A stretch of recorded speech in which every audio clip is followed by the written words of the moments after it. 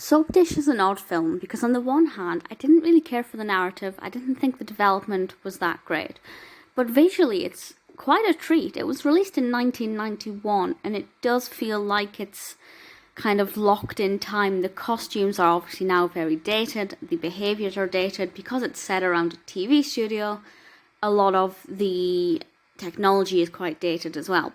But it works well watching it for a kind of nostalgic feel. It was directed by Michael Hoffman and written by Robert Harling, and it has a pretty strong cast, which we'll look at soon. It was also nominated for a Golden Globe, so although I didn't think it was that great, it does seem to have a lot of appeal. So I'll read the description from IMDb, which is just one sentence and doesn't spoil anything. This says, an ambitious television soap actress connives with her producer to scuttle the career of the show's longtime star, but nothing works as they plan. So basically there is a soap actor who is award-winning and very successful, and somebody else wants to get them out of the show because they're obviously fed up of this person getting all of the attention and getting all of the juicier storylines. It's interesting. I do like the premise. I think the concept is very fascinating. It's not it's not unbelievable to say the least. But the execution wasn't that great, and I think mainly it's because I didn't really care.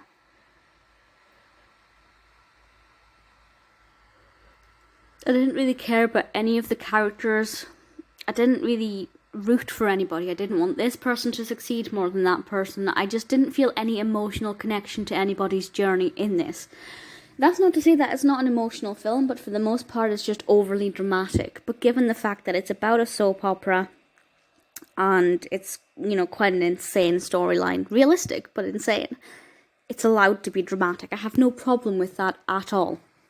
I just didn't feel any kind of emotional connection that made me want to find out how it was resolved. The acting is great. It's over the top a lot of the time, but that works very well given the nature of the narrative and the nature of the characters. Cathy Moriarty plays Montana, Terry Hatcher is in this, Robert Downey Jr., Sally Field, Whoopi Goldberg. I loved Whoopi Goldberg in this. She's brilliant, but then she's brilliant in everything she does. The reason that I watched this initially, or the reason it came on my radar, is because Carrie Fisher is in it. Now, she's actually only in it not for very long at all. She's a very strong character. I like her in this. The dialogue that she has is good, it's engaging, but she's not in it long enough for me to really call it a Carrie Fisher film, unfortunately. Had she played our protagonist, I might have found it more interesting.